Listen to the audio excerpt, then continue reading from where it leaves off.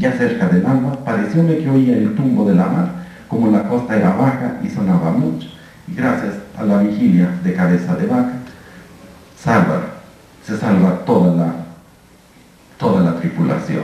Llegan a la isla de Malabo, que es donde hoy está Galveston, según un artículo, y allí se encuentran con otra lancha, con otros sobrevivientes. Quedaban 15 españoles en este momento. Los indígenas llevan a Cabeza de Vaca a tierra firme, y allí se inician las curaciones. También se dice, o no se precisa, que de acuerdo con el texto Cabeza de Vaca, si uno lo ve con cuidado, resulta que los iniciados en las curaciones no eran los 4, sino los 15 españoles que sobrevivían. Pero aquí entra uno de los puntos bastante débiles de la obra de Cabeza de Vaca como historiografía. Aquí para mí sí es un recurso bastante efectista que pone la iniciación de los milagros en la vida de Malabo. El texto de Gonzalo Fernández de Oviedo no pone allí la iniciación de los milagros, sino con los avavares mucho tiempo después. Y sí, no resulta lógico que aquí iniciaran los milagros, porque si los hubieran iniciado en la isla de Malabo, no pasan el cautiverio que dice que pasaba, sino que, por el contrario, si empezaban a hacer curaciones y tienen un tratamiento de chamanes, un tratamiento privilegiado, a partir de entonces debieron empezar ese tratamiento, ese trato, es decir, no era propiamente un cautiverio. Entonces aquí es uno de los puntos débiles de la cabeza de la obra de Cabeza de Vaca, ¿verdad?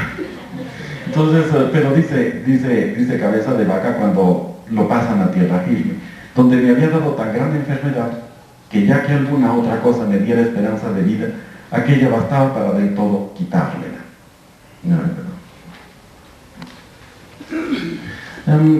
Entonces Cabeza de Vaca también vive solo, tiene muchas experiencias de soledad, ignora la presencia de los otros compañeros hasta que finalmente los encuentra.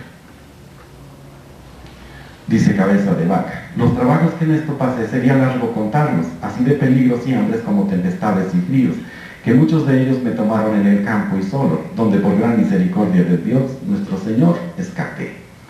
Se dedica al comercio.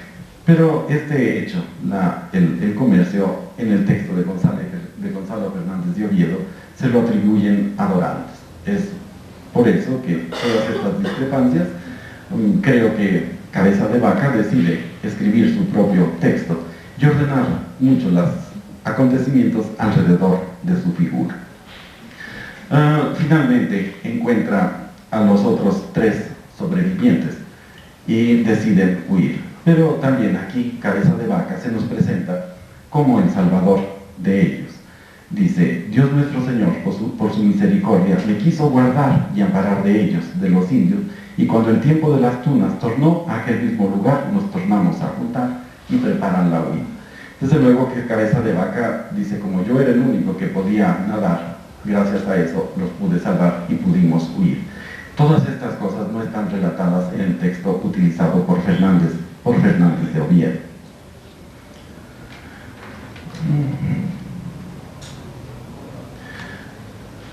Entonces empiezan a huir, van ya en su peregrinar, y sin más ni más, cuando llegan a los avavares, dice: llegaron con los avavares que los reciben bien por las maravillas que nuestro Señor con nosotros obraba, como si al llegar a los avavares ya hubieran practicado los milagros y hubiera una continuidad en el recibimiento que recibían de los indígenas. Aquí entra sin más ni más arbitrariamente. Yo pensé que se trataba de un texto censurado, digamos que le pide esa secuencia lógica de la isla de Malabo aquí en cuanto a los milagros, que además pasan 7 años entre un hecho y el otro. Aquí no me lo acabo yo de explicar. Traté de acercarme al texto de 1542, pero no se conoce. Lo que se conoce es la versión de 1555, que es la que publica Alianza Editorial, que en esto se parece o es exactamente igual a las ediciones posteriores que la toman de una edición del siglo XVIII de los historiadores primitivos de Indias.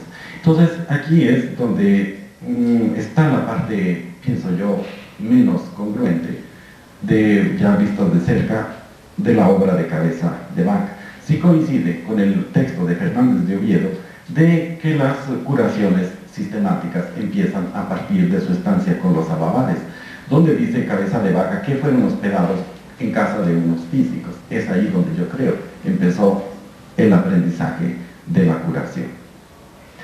Entonces me inclino por el relato de Dorantes y desecho el relato de Cabeza de Vaca, porque si las curaciones las hubiesen continuado practicando desde que las iniciaron en la isla de Malabo, no hubieran sufrido esclavitud ni cautiverio durante 7 años. Por el contrario, como curanderos hubiesen gozado de los privilegios que ambos relatos coinciden en testimoniar. Sí estoy convencido de que con los ababades aprenden a curar, porque los hospedaron en casa de físicos. Castillo inició las curaciones. De pronto, Cabeza de Vaca tiene un pasaje donde él se extravía de sus compañeros y dura 5 días, con sus 5 noches, sin comer, sin probar alimentos. Entonces aquí empieza a crear una serie de imágenes muy curiosas, que a mí me remitían a imágenes bíblicas, porque dice que se extravió, se fue al desierto, tuvo hambre, no comió, y se encuentra un árbol ardiendo, que a mí me recuerda también a la zarza que arde cuando Moisés se va al Sinaí. También me recuerda, digamos, el símil que puede establecer con Jesús cuando se va al desierto y ayuna 40 días. Tiene unos rituales muy extraños acerca del fuego. Dice que construyó un hoyo que llenaba con paja, donde ponía el fuego. Dice, y juntaba mucha leña de la que estaba caída y seca de los árboles alrededor, de cuyo hoyo hacía 4 fuegos en cruz, y yo tenía cargo y cuidado de rehacer el fuego de rato en rato. Y una noche, el fuego cayó en la paja con que yo estaba cubierto, y estando yo durmiendo en el hoyo, comenzó a arder muy recio, y por mucha pieza que yo me di a salir, todavía saqué señal en los cabellos del peligro en que había estado.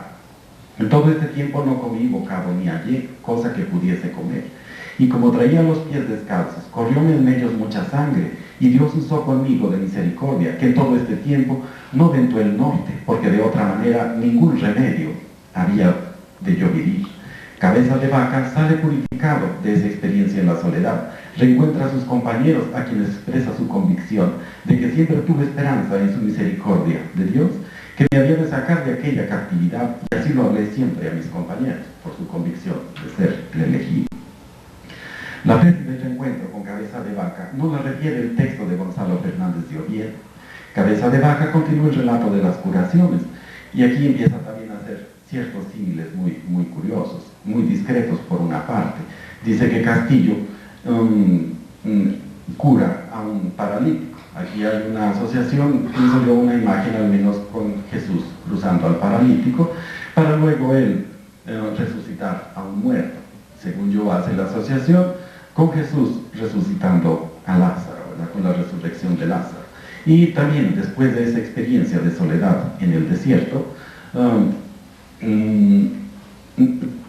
Cabeza de Vaca narra las curaciones más delicadas, entre otras la resurrección y la operación que lleva a cabo con un cuchillo. Nuevas privaciones, nuevos símiles con Jesucristo. A las veces me aconteció hacer leña donde, después de haberme costado mucha sangre, no la podía sacar ni a cuestas ni arrastrando. No tenía, cuando en estos trabajos me veía, otro remedio ni consuelo, sino pensar en la pasión de nuestro Redentor Jesucristo, y en la sangre que por mí derramó, y considerar cuánto más sería el tormento que de las espinas él padeció, que no aquel que yo entonces sufrí. Acomete la curación más peligrosa, usando de mi oficio de medicina, le di 2 puntos, cuando sacó la punta de la flecha. Y dice, y otro día le corté los 2 puntos al indio y estaba sano. Aquí sí está el milagro, ¿verdad? Y estaba sano, y no parecía la herida que le había hecho, sino como una raya de la palma de la mano, y dijo que no sentía dolor ni pena alguna. Y esta cura nos dio tanto crédito por toda la tierra, cuanto ellos podían y sabían estimar y encarecer. Si ya las imágenes utilizadas por Cabeza de Vaca al narrar la entrada a las poblaciones remiten a las imágenes de Jesús entrando a Jerusalén el Domingo de Ramos, a partir de esta curación las entradas serán apoteósicas, casi con categoría de dioses. El relato de Fernández de Oviedo no personaliza las curaciones, ni las refiere con los detalles que lo hace Cabeza de Vaca, No habla de la curación de los paralíticos ni de la operación, refiere la curación de unos ciegos, pero sin hacer alusión directa, ni indirecta, ni sutil con Jesucristo. Señala solamente que los 4 eran tenidos por santos, de ahí quizá la decisión de Cabeza de Vaca, de escribir su propio texto y desligar su figura de la de los otros 3. Que Cabeza de Vaca logró su objetivo de crear un yo heroico lo confirma que su texto sea el más conocido de los 3 que existen sobre lo acontecido a la armada de Pánfilo de Narváez, y de que se hable de la hazaña de Cabeza de Vaca y no de la hazaña de los 4, ni que se preste atención al hecho de que Hernando de Soto, entre 1539 y 1540, encontró a Juan Ortiz, otro sobreviviente de la armada de Pánfilo de Narváez, que le sirvió de guía y de intérprete.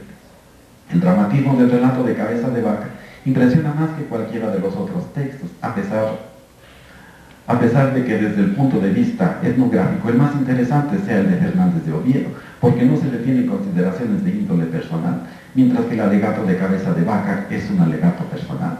Lo más interesante del relato de Cabeza de Vaca radica en ser el relato de la manera en que asimiló su experiencia, no tanto los símiles y asociaciones que estableció con Jesucristo, que sin duda vivió como una verdad, por la convicción íntima de ser un predestinado, un elegido de Dios. Es su verdad, una verdad que nos acerca a la mentalidad y a la manera en que los conquistadores vivieron los acontecimientos. La manera de narrarla acerca su obra a la literatura y provoca lo que se ha llamado tensión entre literatura e historia, pero como dijo Gabriel García Márquez, no hay escritores menos creíbles y al mismo tiempo más apegados a la realidad que los cronistas de indios, porque el problema con que tuvieron que luchar era el de hacer creíble una realidad que iba más allá de su imaginación. O como dijo el propio Cabeza de Vaca al final de su proemio a Carlos V, lo cual yo escribí con tanta certidumbre que aunque en ella se lean algunas cosas muy nuevas y para algunos muy difíciles de creer, pueden sin duda creerlas y creer por muy cierto que antes soy en todo más corto que largo. Para mí la obra de Cabeza de Vaca es una obra historiográfica que narra los acontecimientos en el orden en que sucedieron los hechos, esto es, como una crónica en el sentido etimológico de la palabra, de ser un relato estructurado en el orden de los tiempos, con elementos que no comprendidos le dan carácter novelescos, usado por Cabeza de Vaca para mostrar su convicción de ser el elegido de Dios, para sobrevivir al infortunio como lo profetizó la Mora de Hornacho. Muchas gracias.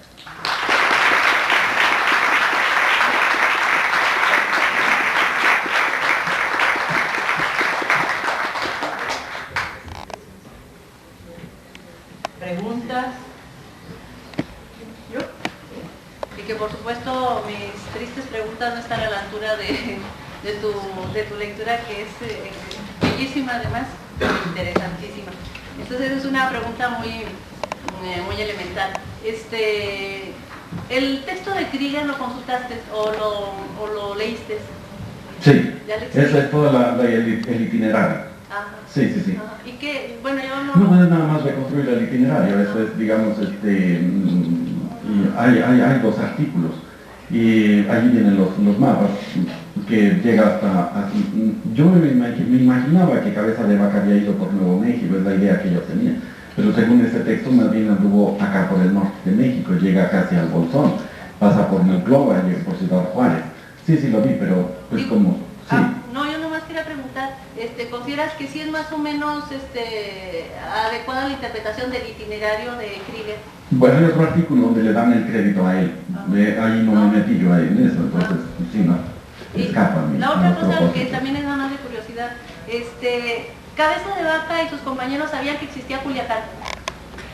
Sí, porque llegan allá precisamente. El encuentro con los españoles es en San Miguel de Culiacán, donde dicta su primer texto al notario, que está publicado en algunas de estas colecciones documentales de españoles.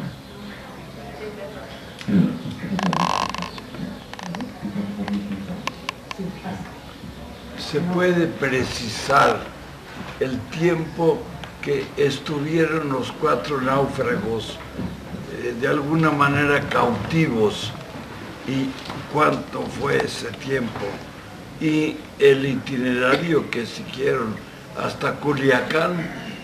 Sí, el itinerario ha sido reconstruido varias veces, precisamente Leticia ha dado la referencia. ahorita no tengo, digamos así, en la memoria, traía los artículos conmigo, pero esos dos se quedaron en el hotel, donde se ha hecho la reconstrucción bastante cuidadosa del itinerario.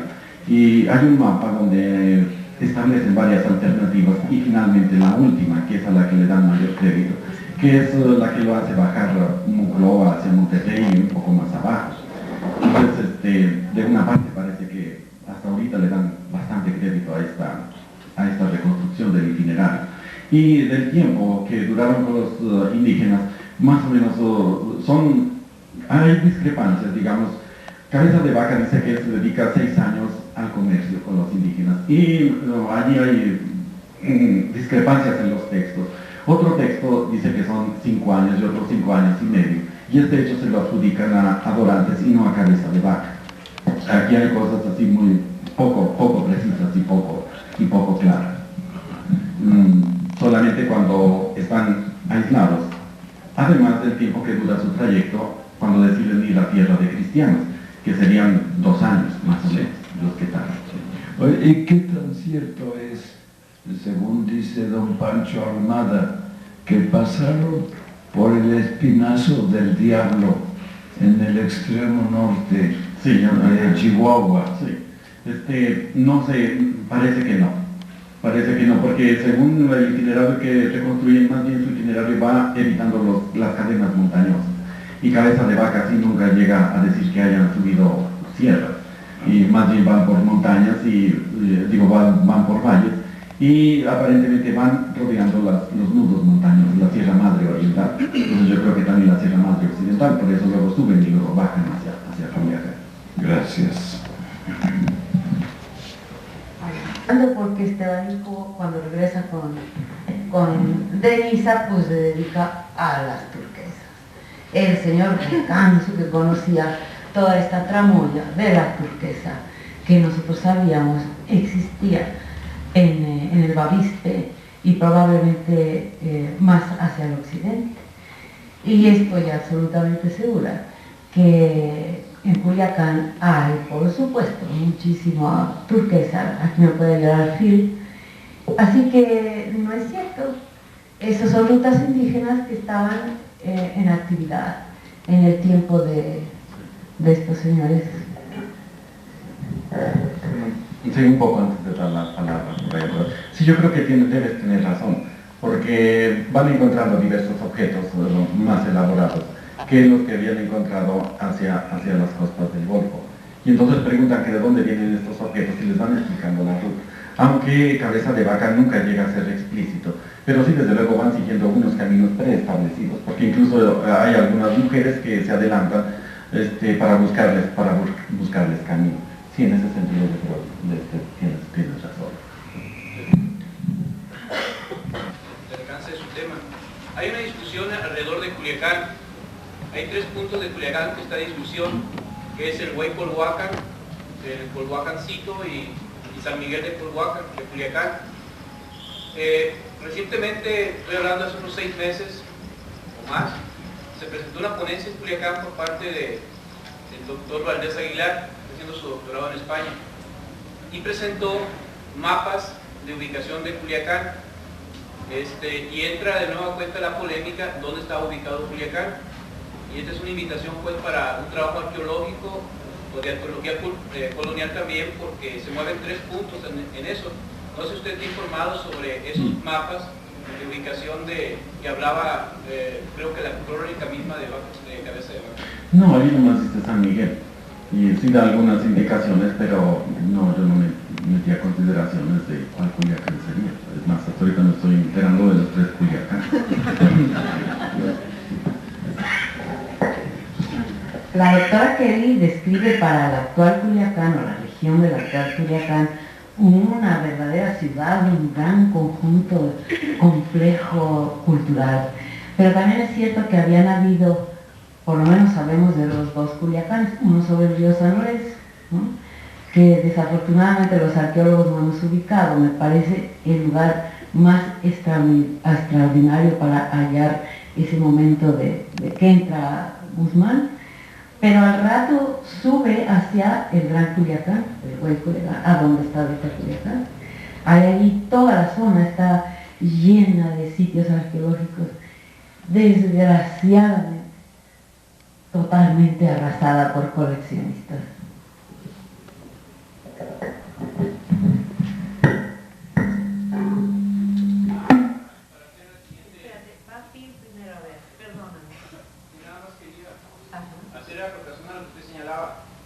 De que en el caso de San Miguel de Culhuacán, que está sobre el río San Lorenzo, hacemos extensiva la invitación y la preocupación de los arqueólogos, es que en lo que es el pueblo del Dorado, ahí hay localizado material de arqueología colonial para decir si hay ubicación de San Miguel Culiacán.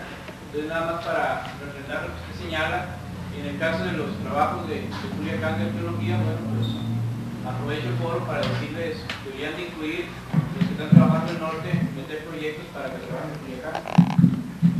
Sí, Phil. Bueno, un comentario muy breve. Tita tiene razón. Cuando llegaron al oeste o noroeste de Mesoamérica, encontraron una supercarretera de norte-sur y era la parte más fácil de su viaje, por seguro.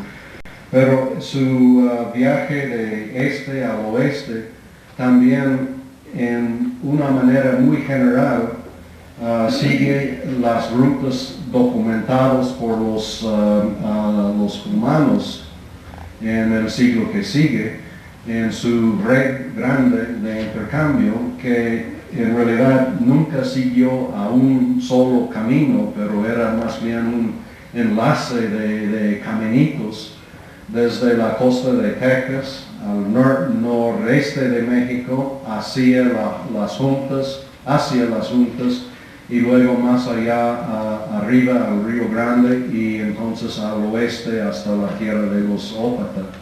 Está documentado por J. Charles Kelly, por ejemplo, en su estudio de Juan Sabiata, entre otros. Yo creo que posiblemente no sabían,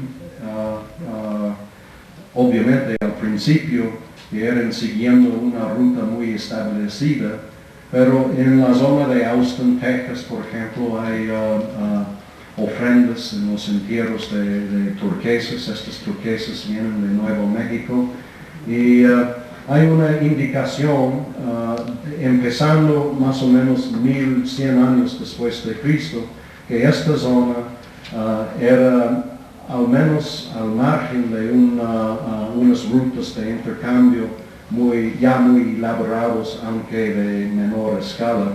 Y mi impresión es que, y en realidad no le hace cuál reconstrucción por la ruta de Cabeza de Vaca es el más... Muchas gracias, Aurelio. Yo creo que ahí dejamos las intervenciones y seguimos, si no tienen ustedes inconveniente, con el trabajo de Cristina.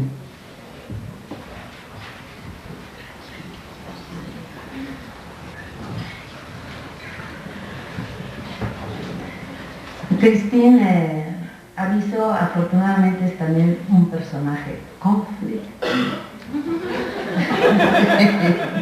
Por supuesto, le has pisado los callos a más de uno. Me parece muy bien, tu trabajo es estupendo. Los muchachos tienen que leer Cristina y de verdad. Por favor, si quieren saber algo de arqueología. ¿Te pasa? Es que quisiera hacer su cuadro. ¿Quieres bajar para ver o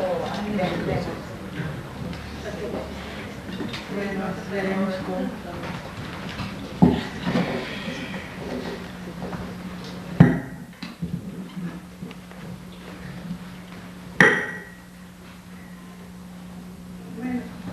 Cuando mis colegas iniciaron la organización de este bello evento como homenaje a Tita, me empecé a calentar la cabeza para tratar de encontrar un tema que le gustaría a Tita, pues sin duda un tema que trate del dinamismo de la vida como ella misma y de la realidad, y no, al menos no ahora, de las teorías posibles o improbables con las cuales tenemos que cotejar diariamente nuestras estadísticas arqueológicas o etnográficas.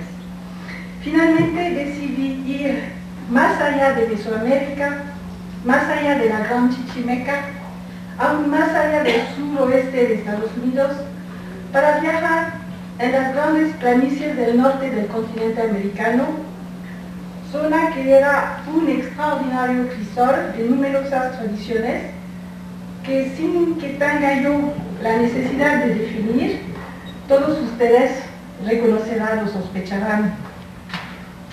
Mi primer viaje en el mundo del gran norteamericano lo debo de hecho a la doctora Beatriz Granit, cuando en los felices tiempos de la ENA en el Museo Nacional de Antropología seguía yo con fascinación sus clases sobre América del Norte.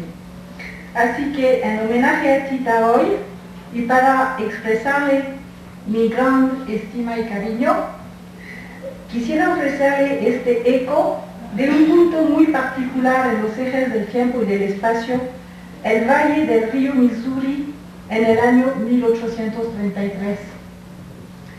Mi segundo encuentro con el mundo de las tribus de las planicies, de manera extraña, ocurrió en el Valle del Rin, cuando estaba yo en la Universidad de Gutenberg de Maguncia, en Alemania, y que fui invitada en el viejo castillo del actual príncipe David, y que hoy contaba la singular historia de su gran tío, el príncipe Maximiliano David.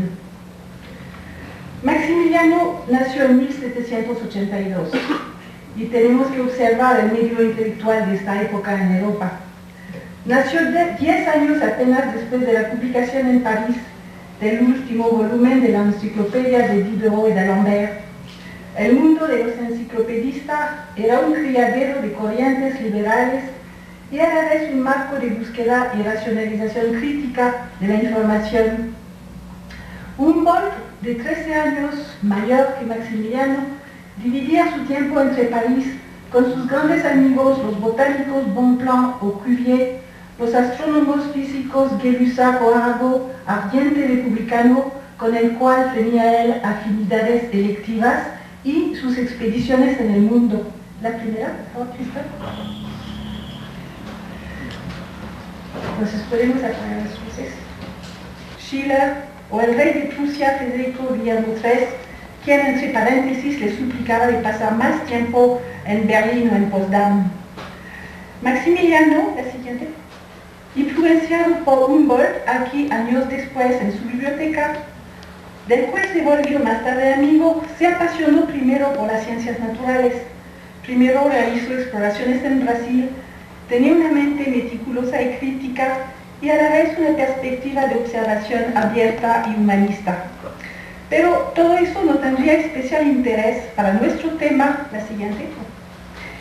Si el príncipe David, ya de 60 años de edad, no hubiera decidido organizar una expedición al oeste del río Mississippi, decisión que constituye un verdadero milagro para la sobrevivencia en nuestra memoria de una de las más fascinantes culturas de Norteamérica antes de su trágica desaparición y de su novelesca o fanática deformación en la historia oficial del siglo XX.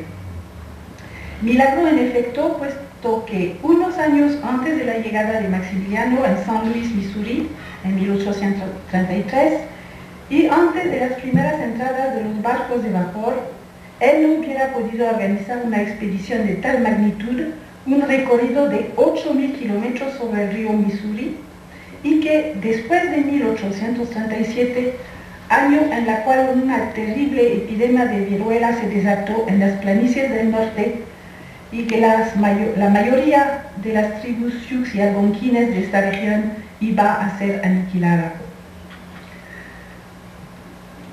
La siguiente. Maximiliano era acompañado de su valet, correspondiendo al singular nombre de Drei Doppel, es decir, 3 doble, y el joven y atlético pintor suizo Charles Bodmer, de extraordinario talento de acuarelista, y además de gran rigor documental en su trabajo, lo que se destaca con particular claridad cuando se compara su obra a la de su contemporáneo George Catlin. Aquí está el príncipe, espérate. Bueno, no importa, aquí está. Más tarde, Bodmer iba a ser un artista eminente en la escuela de Barbizon, cerca de París, donde murió. Aquí, todos los croquis y pinturas que mostraré, salvo en los casos que señalaré, son de Charles Bodmer. La siguiente. El trío se encuentra entonces sobre el río Mississippi en San Luis el 10 de abril de 1833, embarcado sobre el Yellowstone, buque de rueda de la American Fur Company, a destinación de Bellevue, Cabanet, Fort Pierre, aquí, Fort Clark y cerca de la rocallosa Fort Mackenzie. Alrededor de ellos, aunque se oyen algunas palabras de idioma cheyenne y de Sioux Chianton, se habla ya el inglés, que el príncipe domina bastante mal, y el francés.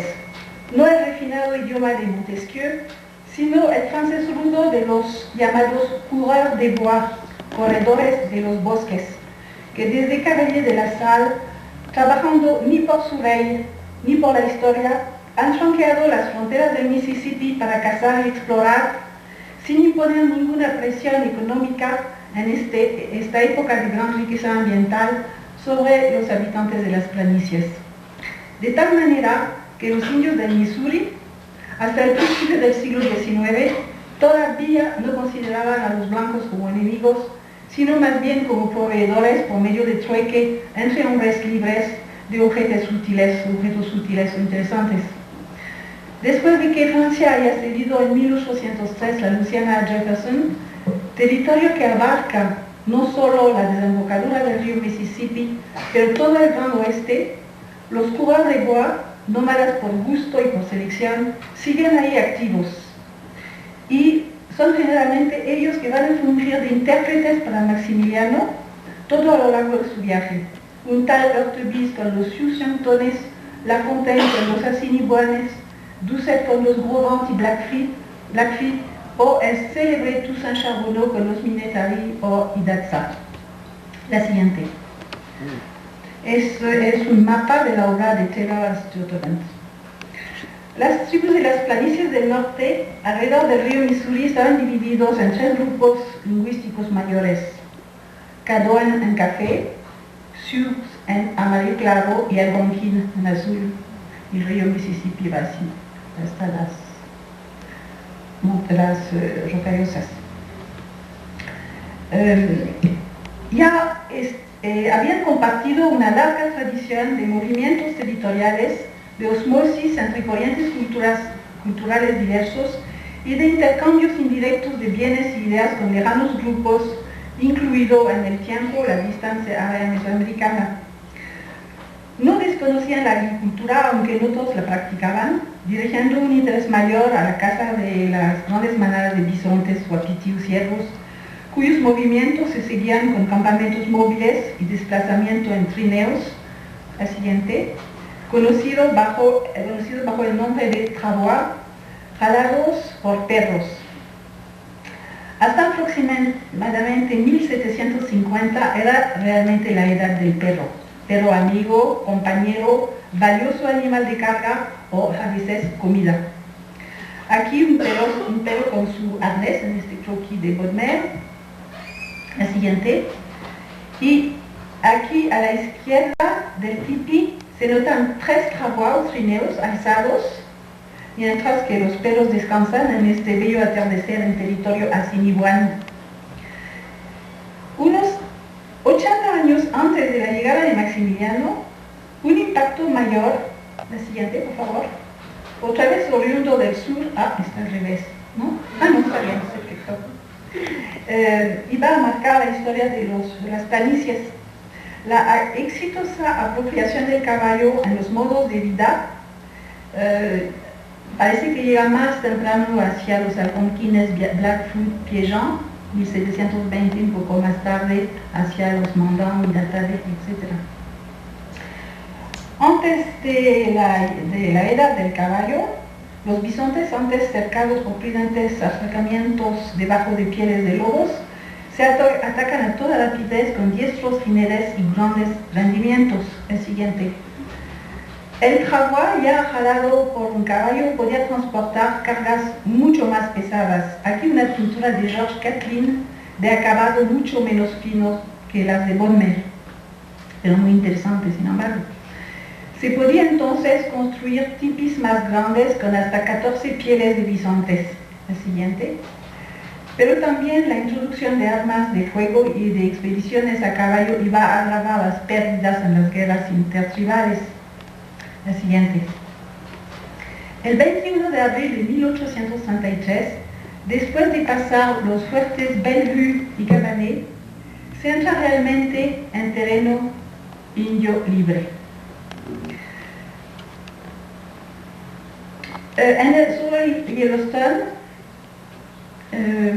Bodmer realiza el retrato de un Sioux Chianton, el siguiente, Huactageli, un guerrero valiente, en traje de ceremonia, decorado con espinas pintadas de puercoespín sobre su camisa y polainas de piel de wapiti con un gran abrigo de piel de bisonte. La siguiente. Luego Maximiliano observará por primera vez un campamento sioux con sus tipis y la siguiente, por favor, y con sus estrados funerarios, donde yacen los difuntos con la cara pintada de rojo dirigida hacia el este.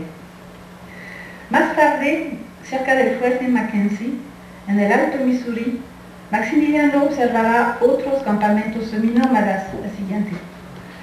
Los de las tribus algonquines como los Blackfeet, Piégens o Gros Ventres, siguiendo los itinerarios de los bisontes.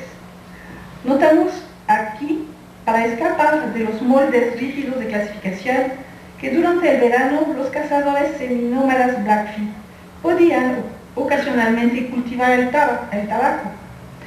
En el Gran Norte hay a veces que admitir con júbilo que ciertas pétreas convicciones ligadas a las clasificaciones culturales ya no funcionan ahí, como en la Gran Chichimeca. Entre los Blackfeet, la siguiente, por favor, Maximiliano fue invitado a comer en el tipi del jefe Camisa de Fierro, Meshemexuka, aquí con la cara pintada. Ah, no, perdón, es la presidenta entonces. No, antes. Espérame, se me equivoqué. Sí. Bueno, quedamos aquí. Maximiliano está particularmente impresionado por la cantidad y la dureza de los trabajos asumidos por las mujeres de los campamentos seminómadas de las planicies. Además de criar sus hijos, organizan el transporte con los jaguars, edifican los tipis, transportan numerosas cargas aquí con la vena frontal y preparan la comida, limpian y curten las pieles, fabrican los vestidos, los moscasines, etc. La siguiente. Sí. Esta mujer Piégens, de mirada triste, lleva una magnífica túnica suave y bien curtida de piel de wapiti y mocasines con un diseño que representa la planeta Venus. La siguiente. Mientras que los hombres, como este guerrero aquí, envuelto en una capa de piel de bisonte, pintan sus hazañas sobre su cuerpo y sus pertenencias. La siguiente. Aquí toma de prisioneros, número de caballerías obtenidas, números de caballos robados, marcados en semicírculos, lo que hace parte de un código de información en lenguaje intertribal. La siguiente. Entre los Blackfeet, Maximiliano fue invitado a comer en el tipi del jefe Camisa de Hierro, aquí con la cara pintada de negro, indicando un acto heroico reciente. Su penacho incluye una piel de armiño, plumas de águilas reales y una garra de oso grizzly. Su camisa de piel de musmón tiene un cuello de nutria, tiene un abrigo de piel de bisonte con el pelo hacia adentro. En cuanto a su tipi, era de gran tamaño, más de 15 pasos de diámetros, magníficamente decorado. Los invitados se sentaban a la izquierda del jefe sobre pieles de bisontes. Maximiliano calificó en su diario de delectables los platillos de carne asada servidos con bayas silvestres dulces. Se apreciaba también mucho, aparte del bisonte, la carne de oso joven y la cola grasosita del castor. La siguiente. En el campamento encuentra varios hombres medicina, es decir, considerados como dotados de poderes sobrenaturales y distinguidos por su característico chongo delantero. La siguiente. Asista luego a una ceremonia funeraria donde los parientes cercanos se cortan el cabello, la siguiente, y se cubren la cara de arcilla blanca, la siguiente.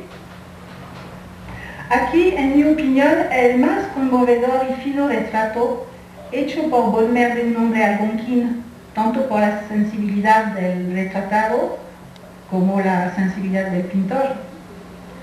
Maximiliano observó también que una mujer se cortó una falange del meñique en signo de luto.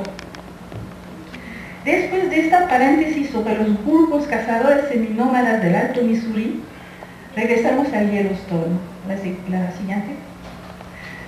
Recorriendo el curso del río Missouri, antes de llegar en el territorio de los Mandanes y Minetaris, grupos sedentarios, cazadores y agricultores a la vez, observados en la cercanía de Fort Clark. La siguiente.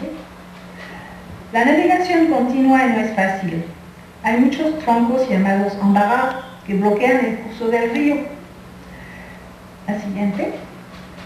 Pero el trío aprovecha el tiempo para vivaquear o herborizar sobre las riberas. Finalmente el barco tiene a la vista Fort Clark, donde Maximiliano permanecerá 6 meses, desde noviembre de 1883 hasta abril de 1884. En un promontorio aparece el pueblo Mitutak Ankush de la tribu sedentaria de los Mandanes. La siguiente. Con 75 grandes habitaciones circulares. La siguiente. Tribu sobre la cual Maximiliano va a escribir un tratado etnográfico, entre comillas, que constituye la más amplia contribución que tenemos hoy en día sobre este grupo. La siguiente. Las casas mandanes de forma hemisférica eran hechas de armazones de madera y cubiertas de vegetación y arcilla. Eran muy sólidas, puesto que en tiempos de conmemoraciones y fiestas públicas, numerosas personas se instalaban encima para disfrutar del espectáculo. La siguiente. El espacio interno estaba dividido por mamparas. Las primeras frente a la entrada servía de cortaviento, otra a la izquierda delimitaba un espacio para los caballos. Un espacio cuadrado central reunía a la familia. La siguiente. Al fondo, un amplio recinto hecho de piel de bisonte y tapizado de lo mismo servía de dormitorio. La siguiente. Sobre las vigas y las paredes se observaban las armas y los instrumentos que utilizaban las mujeres mandanes en el cultivo de los campos estivales de maíz, calabaza, frijol, girasol y tabaco, como esta canasta para la cosecha con la banda frontal. La primera canasta de este tipo que vi fue en la clase de Tita entre los Shoshone. Maximiliano nota también la existencia de baño de vapor. La siguiente. Afuera, sobre el río Missouri, se observaban las balsas hechas de gruesas ramas flexibles de sauce y cubiertas de piel de bisonte. Y cerca de las casas, las pértigas que servían para el trabajo, o bien, la siguiente, que tenían ofrendas para los espíritus y fuerzas naturales como el sol, señor de toda vida, o Roanca, el cuarto hombre, dueño del planeta Venus que protege a toda la humanidad, o la vieja señora que nunca muere, la luna. Existen espíritus inclasificables como el coyote engañador, o seres mitológicos poderosos, la siguiente, como el gran bisonte al cual se le debe pedir perdón por las actividades de casa y rogar el préstamo para más bisontes. Las ofrendas y peticiones a las fuerzas espirituales comprendían las danzas de sociedades rituales masculinas. Lo siguiente. Aquí un miembro de la sociedad de los bisontes guerreros con una cabeza de bisonte. La siguiente. Y la danza de petición realizada por los miembros del clan y observada por espectadores sentados en el techo de las casas. Las sociedades rituales femeninas estaban divididas en varias clases de edad. La siguiente. Entre todas las ceremonias, la danza ritual femenina del maíz en la primavera y ofrecida a la vieja señora Luna que nunca muere, era la más importante. Se preparaban ofrendas de pemicán al observar en el cielo el regreso de los gansos y patos silvestres. Se consideraba que la luna mandaba las semillas como las aves acuáticas. De hecho, en la simbología mundana, los gansos eran el maíz, los patos el frijol, los signos la calabaza. Entre las ceremonias petitorias de los mandanes más impresionantes figura la bien conocida ceremonia ritual de penitencia del Oquipé, la siguiente. Aquí pintada por George Catlin, con autosacrificios y torturas voluntarias ofrecidas a los espíritus del sol, realizadas por los más valientes guerreros, suspendidos de las vigas de la casa de ceremonia, con lazos que atravesaban la carne del torso hasta que las heridas se rompieran. La ceremonia de complejo protocolo, con ayunos, ofrendas, pinturas corporales específicas, representaciones y danzas de carácter cosmogónico, duraba varios días. La siguiente. Cada ceremonia era acompañada de danzas y de música con tambores, sonajas y flauta. Aquí Mande Pachú, pico de águila, guerrero mandán, con su flauta con la cual ejecutó un día para Maximiliano una tierna melodía, entre comillas, según los propios términos del diario. La siguiente. Un héroe de la nación mandán era Matotope o Cuatro Oso. Está aquí representado con sus pinturas corporales y plumas de guerrero, mensajes visuales codificados de sus hazañas. El cuchillo rojo en el penacho representa la muerte de un enemigo cheyenne. La mano sobre el torso indica la toma de prisioneros. Maximiliano lo describe como un hombre eminente, de carácter noble y distinguido. La siguiente. Su valentía se mostró particularmente en una célebre batalla contra este enemigo cheyenne, durante la cual Matotope, a la izquierda, agarró la navaja del cuchillo del enemigo a mano desnuda para evitar ser acuchillado y lo mató con su tomahawk en la otra mano. Bonner le prestó sus pinceles para que inmortalizara esta escena. Lo que hizo con particular habilidad aquí es el dibujo hecho por Matotope. Matotope ofreció a Maximiliano su abrigo de piel de bisonte con esta representación hoy en el Linden Museum de Stuttgart. Matotope era también músico y poeta. La siguiente. Aquí está su tambor.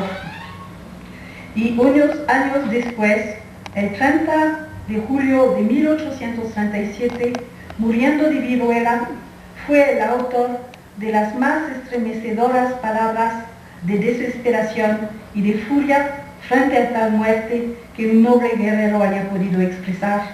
Matotope había visto desaparecer a toda su familia, y de los 1.600 mandanes de la región, ni 100 iban a sobrevivir a este drama. La siguiente. Aquí Matotope está representado con su vestimenta de ceremonia de la banda de los bisontes guerrero. Tiene un penacho de pluma de águila, un cuchillo rojo por la muerte del Cheyenne, una camisa de musmón de las Rocallosas con decoración de espinas de puercoespín. La siguiente. Otro amigo de Maximiliano era Sichida o Pluma María.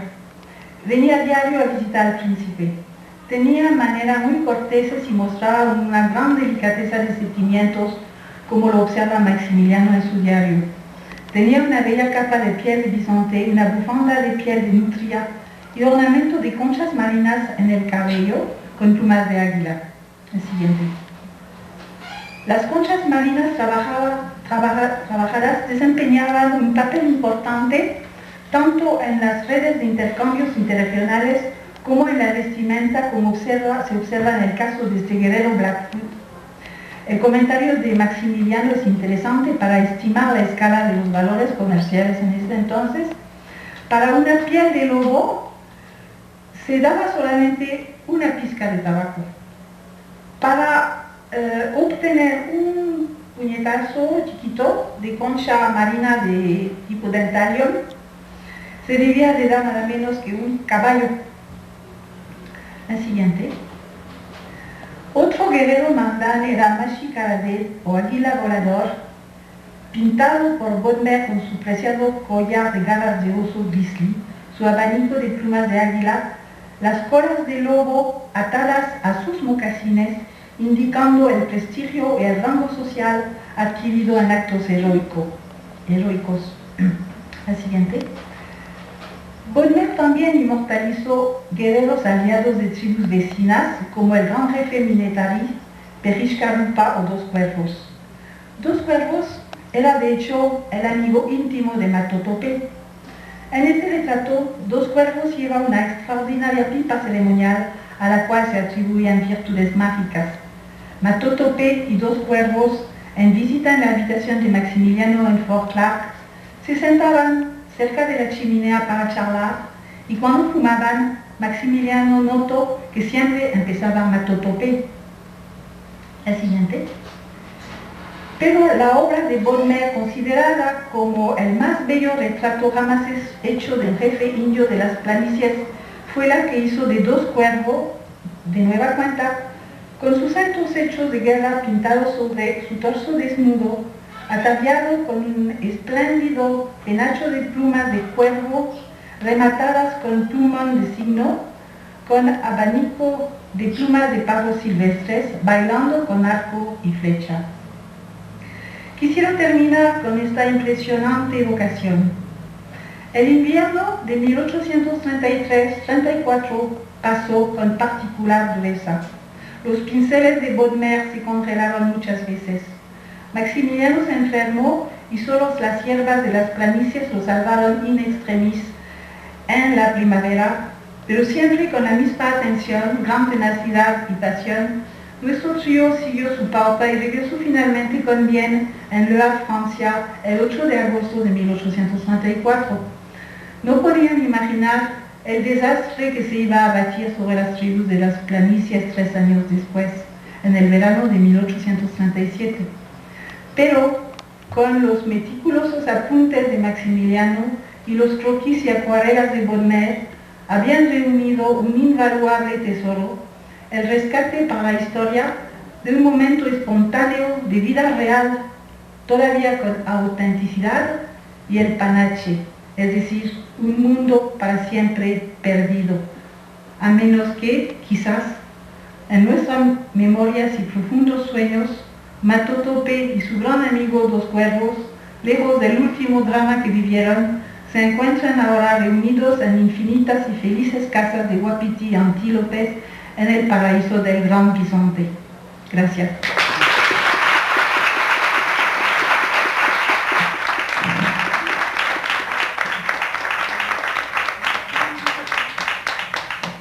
En Mesoamérica y menos en los tepalcates. ¿Hay alguna? Sí, hay atrás. Felicitaciones, Cristina, muy bien hecho. Por la primera vez en todos mis años en México he escuchado una ponencia de mi tierra natal, entonces tengo que hacer unos comentarios. A principiar, pues, el término Sioux, influenciada por los franceses en su distribución, es una palabra odiada odiado entre los indígenas de esta zona que prefieren sus propios nombres. Los Dakota Teton, hoy en día reducidos a la zona de Pine Ridge en el sur de Dakota, y los Lakota Santee, que es una comunidad de indígenas en el norte de Nebraska, y entre sus tierras nací yo. Ellos tienen todavía memoria de la llegada del American Fur Company en sus mitos históricos, o más bien sus narraciones históricas, porque esta no es mitología. Vemos rifles y pistolas modernos. No por el American Fur Company, pero por la llegada de muchísimos europeos, y no todos angloamericanos, pero muchos más franceses que nunca jamás, y españoles también de la zona de San Luis, Missouri, que eran ya deslocados, perdieron sus derechos de terrenos, y perdieron el control de las minas cerca de Potosí, minas de plomo y plata. Ellos también, por regla general, después de 1803, poco a poco se dedicaron al comercio en la cuenca del río Missouri. Llegando a la misma vez con los pistolas y rifles modernos, eran caballos, no Mustang, pero caballos un poco más buenos. Y con estas actividades empezó la consolidación del poder de los Dakota, ya muy en marcha, sobre un gran territorio que extendió por todos los Dakotas, la mayoría de la parte del estado de Montana, parte de Wyoming, el norte de Colorado, y una gran parte de Nebraska también. Adentro de esta zona eran los Arapaho y los Cheyenne, que eran en parte forzados en una deslocación, aunque según los Dakota pagaron tributos a ellos, pero según los Arapahos eran aliados.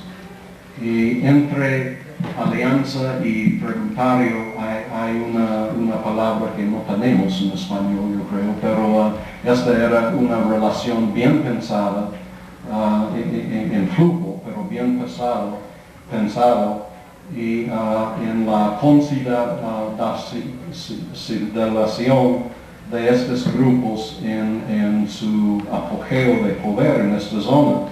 Y a la misma vez, y es muy importante, que como dijiste, que parte de este proceso era la decimación del pueblo Mandan-Orícara por la peste, muchas enfermedades, pero entre ellos viruela loca. Pero hay que notar también que los pueblos, entre comillas, de los Dakota, aunque ellos construyeron de tipis, eran a veces grandísimos. Y no solamente en la época de la época después de la guerra civil en Estados Unidos, pero también antes. El pueblo que se llama el Great Village, cerca de Great Forks, la junta de ríos allá, tenían 7 o 9 mil personas en los veranos por muchos años, solamente en los veranos. Pero el sitio fue preservado con una población nuclear de viejos y sus asistentes en los inviernos también. Un pueblo vacío por la mitad del año y llenísimo de gente por la otra mitad. Bueno, esto sí es una economía nomática, pero tiene toques de otro tipo de organización, obviamente. Y como mencioné, desde estas partes de Grand Forks y otras partes controlaron una gran zona y a veces con toques de un militarismo formal también, porque los sodalities militares ya tenían jerarquías que acabaron entre el Consejo de los Viejos de los Dakota, aunque fue violado más veces que fue respetado, al menos era una situación paralelo, yo creo, con la situación de los Zulu en el sur de África, en la construcción de un Estado, entre comillas, primitivo. Con la confluencia de estas cosas, la peste, el cambio de gobierno formal de Francia a Estados Unidos, los caballos de clases, rifles y pistolas modernos y la consolidación de grupos reestructurados por una implosión demográfica, porque la población estaba bajando en esta zona por general. Estos grupos ya compuestos de diversas culturas y subetnias sobresalieron en su época de apogeo. Es el romance del gran llano el guerrillero Sioux, es el prototipo del indígena norteamericano. Pero hay que notar otra cosa que por regla general está ignorado todavía hoy en día. Por razones climáticas, el núcleo de los gran, ¿cómo se llama? Herds. Manadas del búfalo, el núcleo cambió un poco más al sur. Y esto dio a estos grupos la oportunidad económica por la primera vez de explotar a estos búfalos en una manera sin paralelo. Y ellos mismos empezaron la matanza ciega de estas manadas de búfalo. En la historia normativa, por regla general, se culpan a los norteamericanos y merecen esta culpa.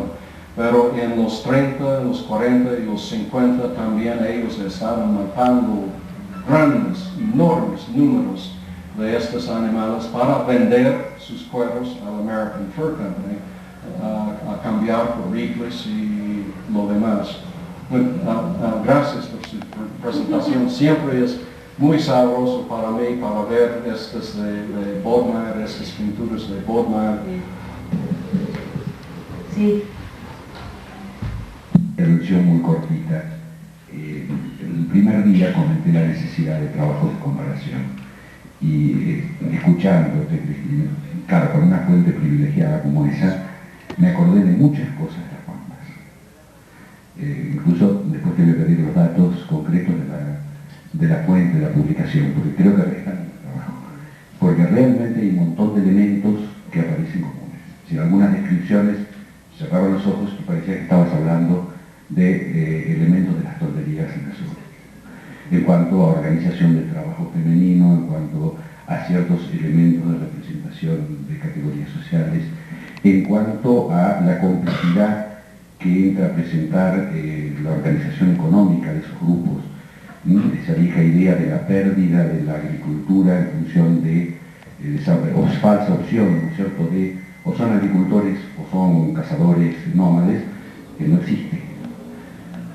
Cazan, cultivan, incluso el cultivo en muchos casos es femenino, y eso permite o libera, digamos, al hombre de lo que sería la reproducción social en función de volcarse a los grandes circuitos ganaderos, sea a la caza o a los grandes circuitos mercantiles, ¿no? Es decir, cuando tú comentabas esas observaciones sobre cuánto trabajan las mujeres, son exactamente las mismas que hacen todas las fuentes y el mismo tipo de trabajo.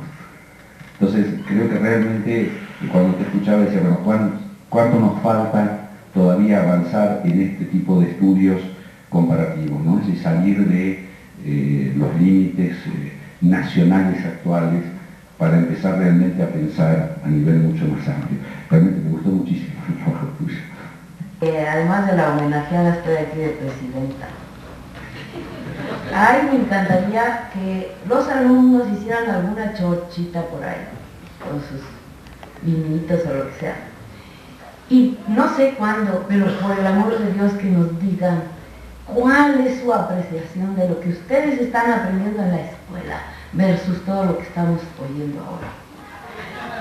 Me encantaría pues su participación, su análisis, su proposición para mejorar, híjole, y para salirse de Mesoamérica. ¿Ah? No. Entonces pasamos al siguiente trabajo.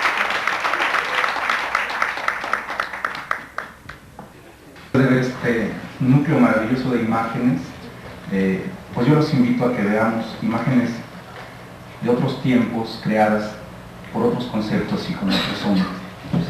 Vamos a empezar. Y también quisiera comentarles que tuve la duda de cambiar el nombre, lo dejé por respeto al programa y todo esto, pero realmente debería de ser algo así como las experiencias de un sedentario entre los nómadas, y la verdad, ya veremos, para mí esto ha sido fascinante.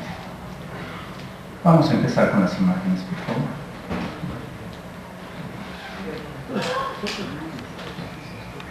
En ella se relata con gran detalle cómo el 16 de marzo de 1758 una bandada de grupos de filiación comanche acabó con el establecimiento. Aquella oportunidad resultó ser mi primera aproximación a la historia del norte de la Nueva España, la cual simplemente me dejó deslumbrado. El tema de la misión de San Sabá produjo toda suerte de maravillosos y abundantes testimonios, pintura, poesía y un abultado número de fojas esparcidas en diversos archivos que poco a poco he ido consultando. Ya desde mi primera aproximación con el tema de San Sabá, me interesó sobremanera observar el desarrollo de la metodología misional de los colegios de propaganda FIDE, en cuanto mostraba, igual que el mundo de la pintura, ciertos vestigios de revival de cuanto aconteció a la Orden del Santo de Asís en el siglo XVI. En el siglo XVIII, vestidos con hábitos azules, en diversos conventos de la Nueva España, se volvieron a pintar retratos de los primeros 12, lo mismo que de ilustres cronistas o de otras lumbreras del siglo de la conquista. En el siglo XVIII seguía vigorosamente empleada la siguiente, por favor, la teoría del ejemplo, a que tanto apelaron los franciscanos del siglo XVI y que obligaba a los misioneros a llevar indígenas civilizados a tierras de gentiles, de igual modo que entrar en conflicto con los soldados, colonos y autoridades de los presidios, quienes con sus muchos vicios nada ofrecían a la gentilidad.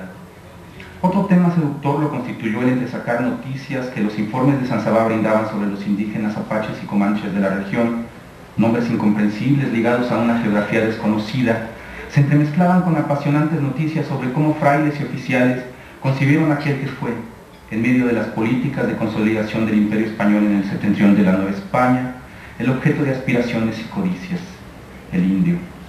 Tales son los temas que ocupan esta aproximación en los siguientes minutos. Indios mecos, apaches y comanches.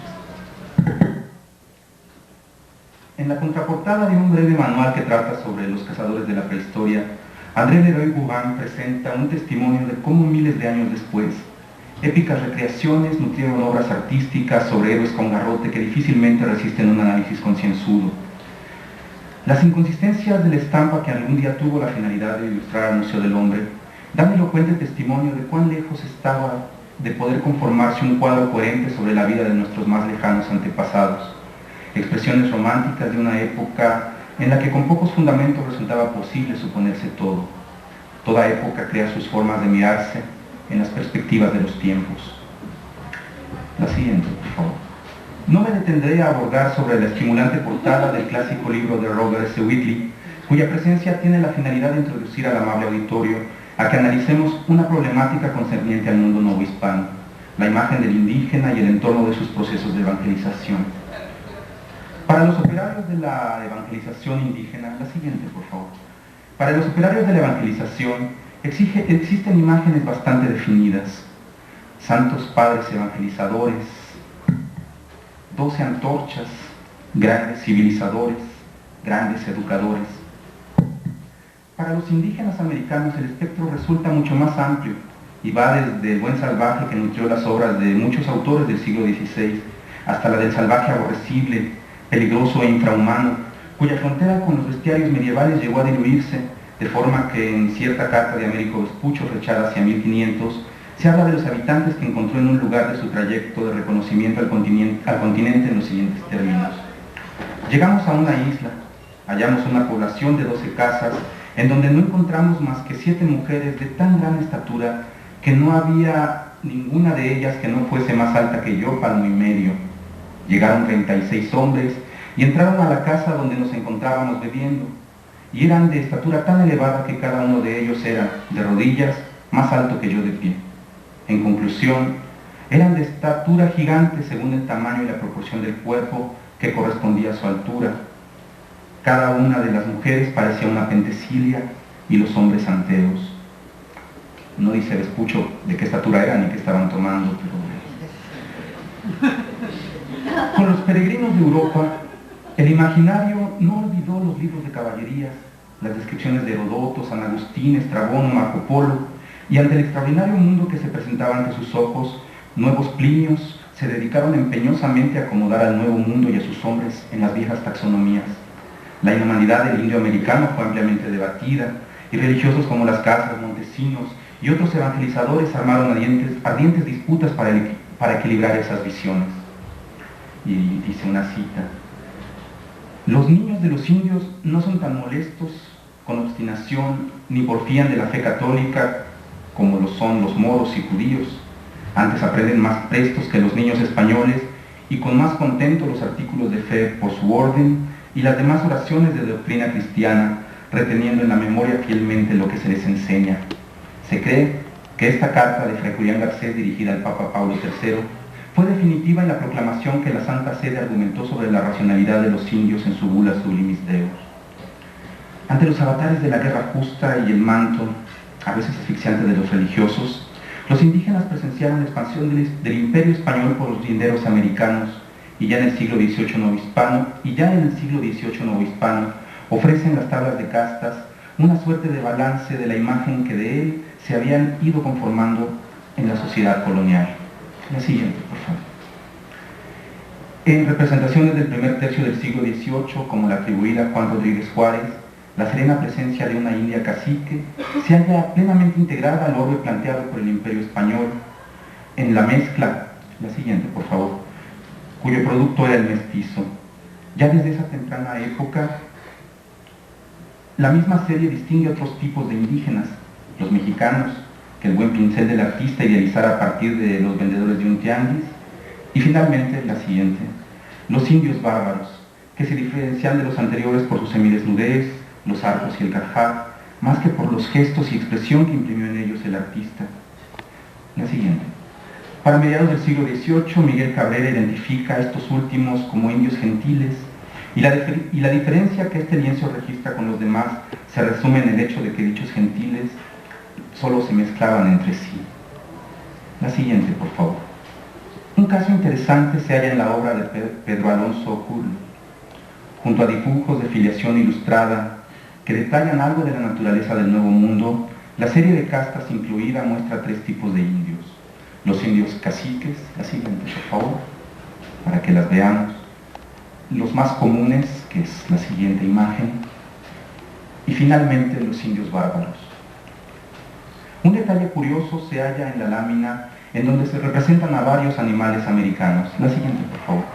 Frente a tales dibujos, lo mismo que tal vez frente a las descripciones que siglos atrás realizara Gonzalo Fernández de Oviedo, no queda más que saciar la curiosidad. La siguiente, por favor. Recibe noticia que el comandante general de Provincias Internas remite 2 síbolos, macho y hembra, para enviarlos a su majestad. Ahí tienen los síbolos. Ignoro si la fisonomía del bisonte americano llegó a los gabinetes madrileños. La gran variedad de los indios del septentrión hispano fue prácticamente olvidada en las series de castas.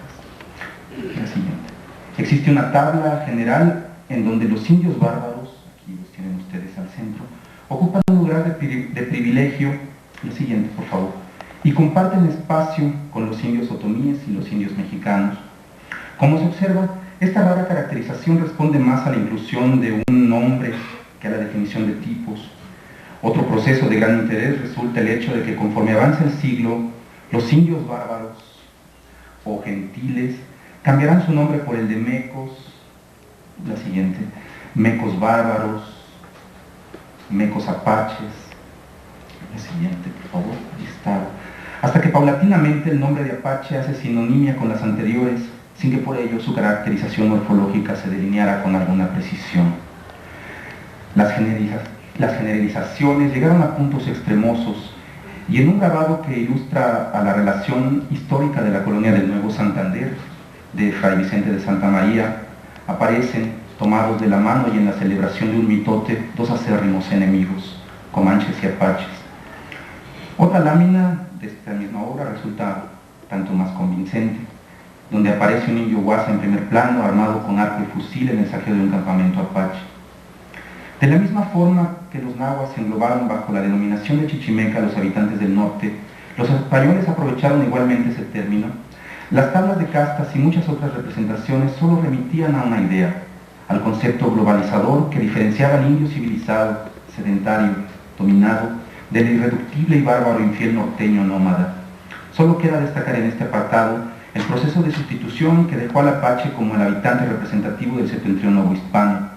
Su fama se transmitió hasta la pintura, que sin alguna caracterización próxima a la realidad, hizo eco de la irreductibilidad que los apaches mostraban ante los avances de misiones y presidios en el septentrión novohispano. Texas, tierra de frontera. Contrariamente a lo que aconteció en el noreste, en donde desde fechas tempranas varias expediciones españolas lograron asentar algunas poblaciones con relativo éxito, la porción septentrional que lindaba con el Golfo de México, desde la jurisdicción de Tampico hasta los Apalaches, resulta un extenso e ignoto territorio que desde la segunda mitad del siglo XVII se convirtió en teatro donde Francia puso en entredicho la supremacía española en territorios americanos. La siguiente, por favor. Ya me quedé atrás. La siguiente es... Ahí está el indio guasa. La siguiente, por favor, para tener una presencia más próxima. Los rumores de la presencia francesa en las costas del Golfo de México despertaron gran inquietud. Se armaron múltiples expediciones como la de 1693 a la bahía de Panzacola, que sirvieron para evaluar la presencia francesa lo mismo que para realizar más profundos reconocimientos de esa región. Los primeros intentos de misión corrieron a cargo del franciscano Damián Massanet, quien, alentado por haber localizado indígenas amigables para los españoles, en enero de 1690 partía rumbo a Texas acompañado por varios hermanos de su colegio de Santa Cruz. En aquella entrada, Fray Damián regresó a su colegio acompañado por 4 indios Texas y una cita. Llegando a este santo colegio fue muy regocijada su venida por las primicias que traían de aquellos naturales, que eran de lindo cuerpo y disposición, y apenas los vieron algunos especiales bienhechores, les cobraron tal afecto que vistiéndolos con mucha curiosidad se los llevaban muchos días a comer a sus casas. Entre 1709 a 1716, Fray Francisco de Hidalgo consiguió los permisos correspondientes para dar continuidad al proceso de evangelización de Texas, logrando para 1717 que se fundaran 6 misiones, desde las orillas y desembocaduras del río Palisada, es decir, el Mississippi, hasta las vertientes del Missouri. Los religiosos hicieron un balance bastante positivo de las posibilidades de éxito. En 1718 el cronista Félix Isidro de Espinosa señala de los 48 grupos identificados: esa es toda gente placentera, alegre, de buenas facciones y por lo común amigable con los españoles. Tienen política para hacer siembras de maíz, frijol, calabaza, melones y sandía, y siembran también gran cantidad de girasoles, que se dan muy corpulentos y de flor muy grande, que en el centro tienen la semilla como de piñones, y de ella mixturada con el maíz, hacen un bollo que es de mucho sabor y substancia. Completa su visión sobre el posible éxito del trabajo apostólico con una reflexión: aquellos infieles con quien anduvo pródiga la naturaleza, haciéndolos de buena disposición y de hermosas facciones, si con sus costumbres degeneran, siendo en anterior disformes, son, de sentencia de Clemente Alejandrino, semejantes a templos egipcios, esto es, hermosos por fuera, pero vacíos por dentro. En otra parte, encontraba a aquellos nativos de Texas, que eran mucho más blancos que los mexicanos y tlaxcaltecas. Pero los balances positivos estaban muy lejos de cristalizarse. Tal vez la misión más exitosa se dio junto con la entrada del Marqués de San Miguel de Aguayo hacia 1721, quien lograra asentamientos en 3 puntos vitales para la consolidación de las fronteras en Texas: los Adayes, la bahía de Matagorda y San Antonio, donde se desarrolló el más exitoso núcleo misional hasta ese momento. Desde la década de 1730, los establecimientos de San Antonio comenzaron a tener, cada vez con mayor frecuencia, incursiones de grupos apaches. La siguiente, por favor. Ello en parte se debía a que la guarnición no estaba suficientemente protegida, lo que facilitaba el pillaje, pero tal vez entre las razones de más peso se cuenta el hecho de que los apaches estaban siendo presionados por bandadas comanches que venían del norte en oleadas recurrentes. Este es un mapa de la expansión que es un poco posterior, pero que muestra muy bien el cómo desde las fronteras señaladas con este río y que ahorita menciono van a comenzar a bajar. Se ha podido identificar que hasta antes de 1700 diversos grupos de filiación comanche ocupaban las inmediaciones del río Arkansas, desde donde comenzaron a incursionar hasta los afluentes principales del Río Grande del Norte, extendiéndose entonces desde el actual estado de Kansas hasta las llanuras del Colorado Oriental.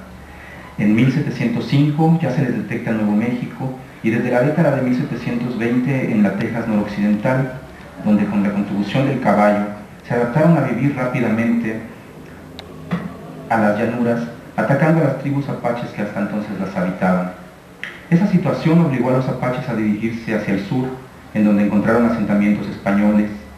Tras diversas incursiones que respondieron en la mayoría de los casos los presidiales, diversos agrupamientos apaches entraron en un periodo de paz con los españoles, el cual tuvo su mejor momento hacia 1749, cuando establecieron con los habitantes de Béjar, de San Antonio, un tratado que abría esperanzas de establecer contactos más fructíferos.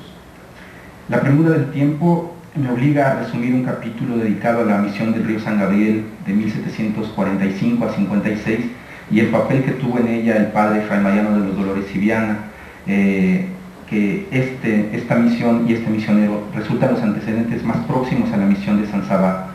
Solo diré que San Gabriel constituyó una larga y dolorosa experiencia que concluyó con el fracaso, a raíz del cual el padre de los Dolores, con 23 años de experiencia continua en esa región de Texas, fue dejado a un lado para abrir paso a Fray Alonso Giraldo de Terreros en las misiones de San Sabá.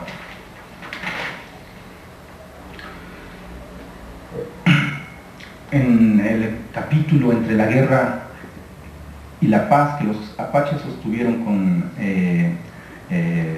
los habitantes de San Antonio y con las misiones derivadas de este asentamiento, se vieron desde el centro de la Nueva España, y los mismos frailes ya habían comenzado a pensarlo, a tener una guía, un asentamiento misional muy bien especificado para grupos apaches, y este tuvo una historia que se detalla aquí, ¿no?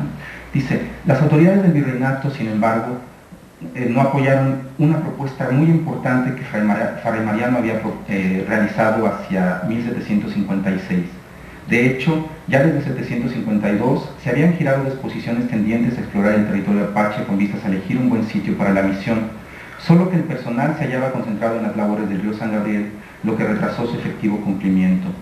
Las continuas hostilidades apaches de las décadas de los 30 no permitieron más que mutuas discordias que acabaron la mayoría de las veces en hechos de armas.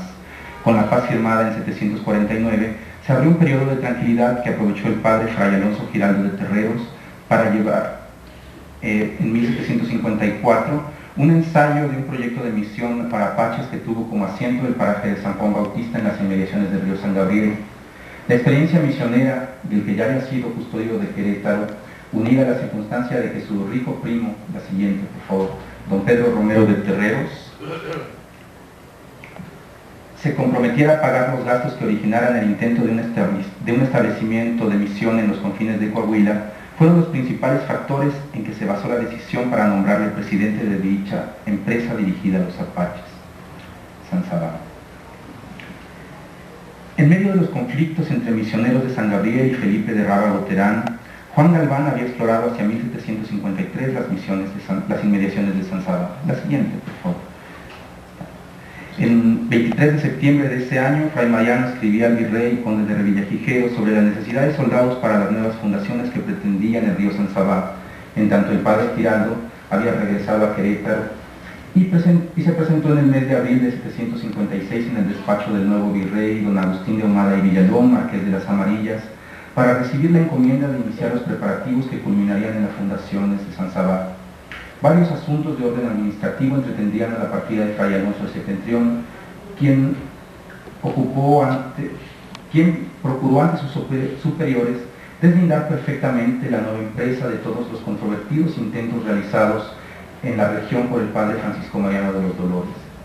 En 5 de mayo de 756, Fray Alonso recibe de su superior José Antonio de Oliva, comisario general de los franciscanos, una patente que le otorgaba amplísimas facultades, entre las que se encontraba, y esta es una cita: habrá de ser reconocido legítimo prelado con plenitud y jurisdicción, y según derecho común y monástico nuestro puede y debe gozar, incluyendo la de remover de otras misiones a religioso o religiosos que así parezca convenir, o de los que en las expresadas partes se hallaren.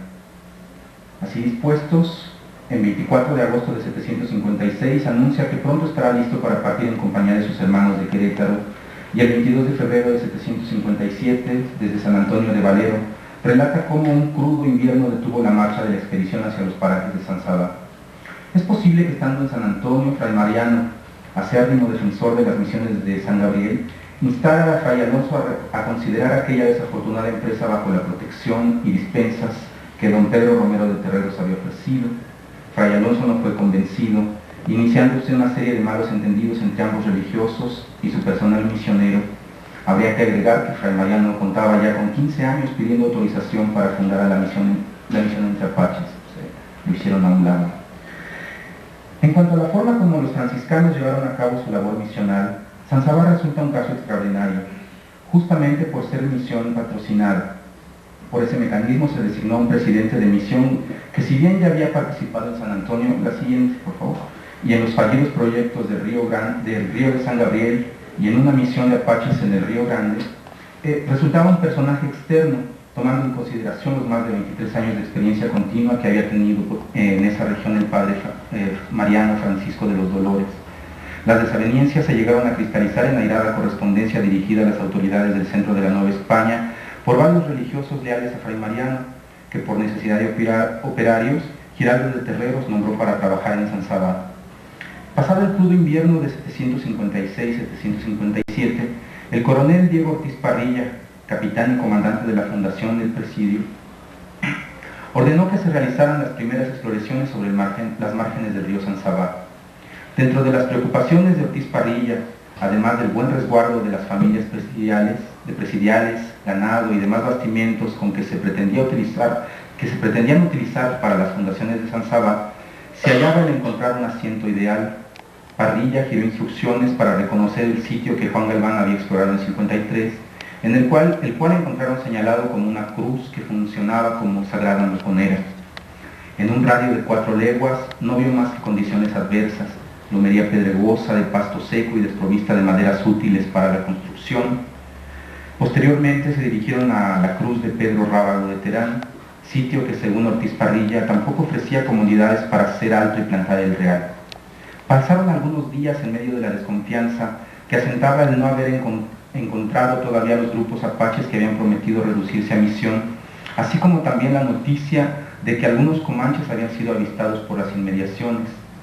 Ortiz Parrilla describe el clima de la región de temperamento frío y seco, el agua del río de tan buena calidad como los vientos, lo cual aseguraba que pronto se encontraría un sitio habitable y, dice la fuente, nada propenso para enfermedades habituales ni contagiosas, ideal para las misiones.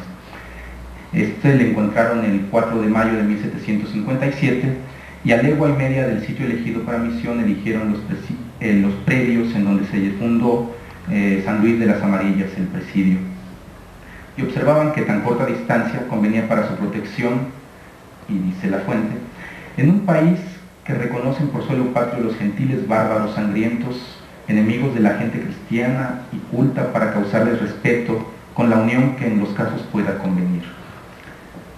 La cercanía no resultó de nada. 21 días después de haber elegido los lugares para fundación, arribaron Fray Alonso acompañados de sus hermanos de orden, en tanto que por las inmediaciones un grupo de apaches comandados por el capitán Chiquito levantaba su campamento. Ortiz Parrilla con algunos hombres hizo el primer contacto y escribe: sin prevención más que la de regular un paseo, emprendimos a caballo por entre el crecido número de tiendas y muchedumbre, digo, de gente de gentilidad, que con la inmediación dicha a nosotros se hallaban acampados, y habiendo advertido en los semblantes de todos el gusto y satisfacción que gozaron, la confianza que les asiste a nuestras palabras y buena fe, nos retiramos a mi tienda de campaña sin haber podido contar el número que compone semejante gentío. Igual que con los indios, la prudencia de ese primer contacto tampoco permitió hacer cálculos sólidos sobre el crecido número de mulas y caballos. Otro campamento apache comandado por el capitán Casaca Blanca llegó más tarde.